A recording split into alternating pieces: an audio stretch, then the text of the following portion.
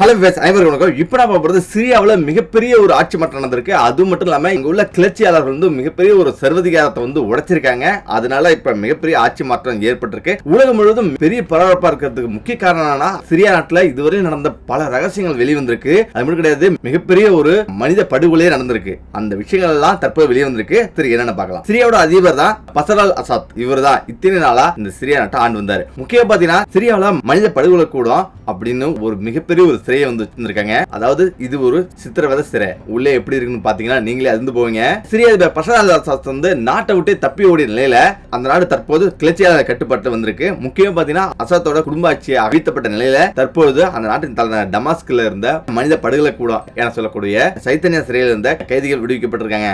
அதுல உள்ள மிகப்பெரிய ஒரு பாதாள அறை வந்து இருந்திருக்கு. அந்த அறையோட வீடியோ தற்போது வெளியே வந்திருக்கு. முக்கியமா அந்த அறையிலிருந்து பல்லாயிரக்கணக்கான மக்களை வந்து மீட்டிருக்காங்க.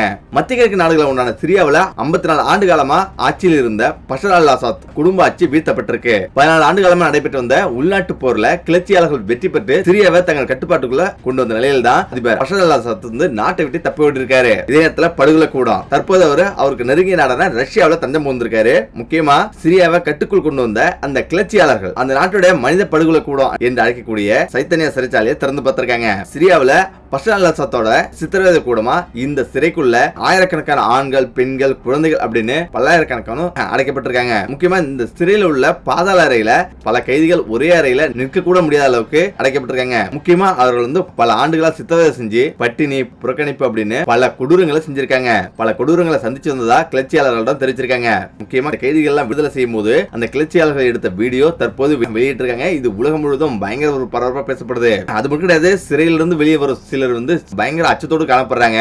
பயப்பட வேண்டாம், அசாத்தின் அடக்குமுறை காலம் முடிஞ்சு விட்டதா கிளர்ச்சியாளர்கள் அவர்களிடம் கூறுறாங்க. சிரியாவில் அசாத்தின் கொடூர ஆட்சியை வெளிக்காட்டுவதா இந்த வீடியோ அமைஞ்சிருக்கு. இந்த சிறை அமைஞ்சிருப்பதா சர்வதேச ஊடகங்களும் தெரிவிக்குது. முக்கியமா இறந்த பிறகுதான் தகவல். இந்த சிறைக்குள்ள அடைக்கப்பட்ட பெரும்பாலும் இறந்த பிறகுதான் உடலை வெளியே வந்து கொண்டு வருவாங்களா, உறவினர்களுக்கும் தெரிவிக்கப்படும் அப்படின்னு தெரிவிக்கிறாங்க. இது மட்டும் கிடையாது, சினிமாவில் எப்படி வருமோ அதே போல பல கைதிகளை ஒன்று கூடி கைதிகளுக்குள்ளே சண்டை போட சொல்லுவாங்களாம்.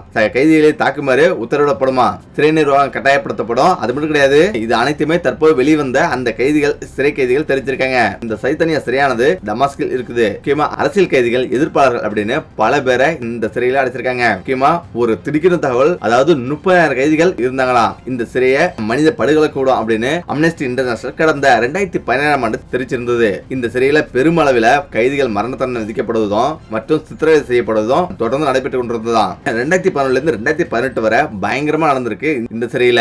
இந்த காலகட்டத்தில் மட்டும் 30,000 கைதிகளை இந்த சிறையில சித்திரவதை செஞ்சோம், பட்னி போட்டோம் கொண்டிருக்காங்க. அது மட்டும் கிடையாது, பல்லாயிரக்கணக்கான கைதிகளை வந்து தூக்கிலிட்டு இருக்காங்க. இதை விட ஒரு கொடூரம் என்னன்னா, சிறைக்குள்ளேயே தகன மேடை, அதாவது உள்ள போனவங்க வெளில வரவே முடியாதான், அந்த அளவுக்கு பயங்கர ஒரு கொடுமையா இருக்குமா, அந்த அளவுக்கு உள்ளேயே அடக்கம் பண்ணுவாங்களாம். தூக்கிலிட்டு கைதிகளை தகனம் செய்யறதுக்காக 2017ஆம் ஆண்டு சிறைக்குள்ளேயே தகன மேடையும் கட்டப்பட்டதான். முக்கியமான ஒரு கொடூரம் என்னன்னா, இந்த சில தான் கதவுகளை உடைச்சு, கேட்டுகளை உடைச்சு, மிகப்பெரிய பாதுகாப்பு வளையத்தெல்லாம் உடைச்சு கைதிகளை விடுவிச்சிருக்காங்க. தற்போது இந்த வீடியோ தான் வேகமா பரவிட்டு இருக்கு. முக்கியம் பாத்தீங்கன்னா, அவங்க கைதிகள் அனைவரும் வெளில வந்த பிறகு தன்னுடைய உறவினர்களை பார்த்து அழ முடியாத அளவுக்கு வந்து பறிச்சு வச்சிட்டு இருக்காங்களா. இதை ஒரு கொடூரம் என்னன்னா, அந்த கைதிகள் உள்ள இருந்து வெளியே வந்த கைதிகள் பல கைதிகள் வந்து காணாம போயிட்டாங்களா. இதை பத்தி அவங்கள்ட்ட கேட்கும் போது உள்ளாரையே ஆயிரக்கணக்கான மக்களை கொன்று தகனம் செஞ்சுள்ளதாகவும் தெரிவிக்கப்பட்டிருக்கு.